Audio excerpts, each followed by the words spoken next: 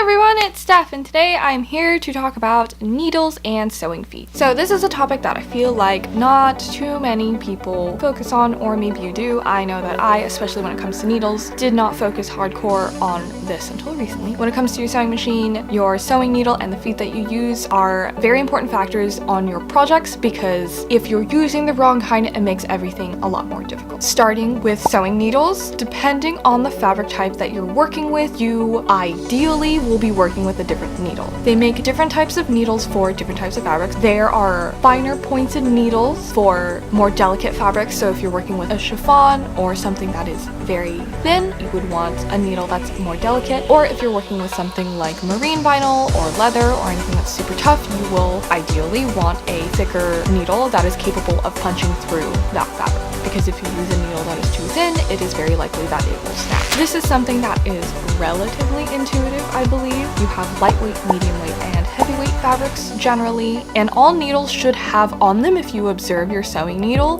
they will typically have the measurement of the needle written. I believe they have US sizing if you're in the US, and then a slash and then UK sizing. I assume that needles are relatively universal, but I can only speak of my experience in America. But they have both of them there. You can always Google what the sizes are, but I will create this lovely chart for you here somewhere, probably on the side, that can tell you what is what. So like you can imagine, it's good to use needles that are the right size, because one, you don't want to be breaking your needle. Two, it also doesn't tear your fabric apart as much when you're sewing it as well if you're using the correct needle. I believe it also can factor in dropped or skipped stitches as well. Another thing to consider about needles is that there are different types of needles for whether you're working with a woven fabric or a stretch fabric. So your woven fabric will have a different needle than your stretch fabric, because stretch fabric tends to be knitted together. So if you imagine how knitting works, it's one long piece of thread that is interlocking together, and stuff that is woven is multiple pieces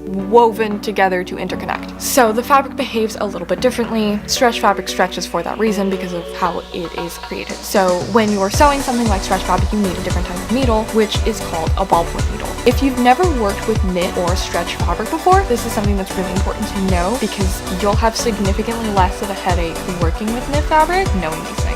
So a ballpoint needle is different structurally because the tip of it is a ballpoint. Like the name suggests, it's not a point-to-point. It pretty much just means that it's a little bit nicer to the fabric when the needle is stabbing through it. Knits are a little bit more delicate because they are just one thread. So it's important to have the correct type of needle for the project that you're working on and the correct needle size. So long as you have that and your stitch settings are correct, your projects will be much easier. Additionally, your machine works twice as hard if you have a dull needle. So that's something that's even more important to take into consideration, because even if you have the right needle, if you have a needle that isn't sharp, your machine will work hard to compensate for that. Typically, you should also be changing your needle after every project. Moving on to feet, this is something that is sort of dependent on the sewing machine that you have, but different sewing machines have access to different types of feet depending on what the manufacturer has created. There are so many different types of sewing feet that exist out there. The most common ones are going to be the zipper foot, which I believe comes with every machine. This is a foot that is necessary for when you are installing zippers. Obviously, there's also the button foot, I believe. This one is like a weird set of a couple different tools. I honestly have never used it before, but it does come with a couple different parts. It came with my current machine and the last machine that I worked with. There is also a Teflon foot, which is something that I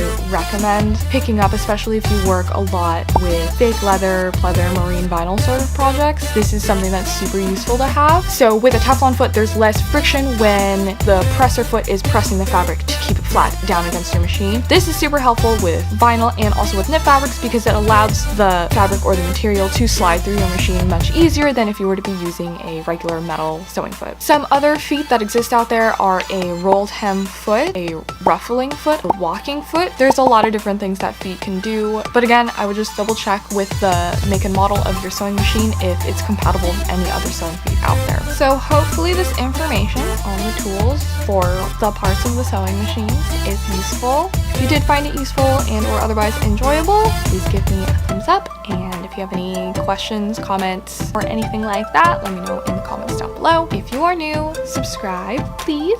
Thank you so much for watching my video, and I will see you next time.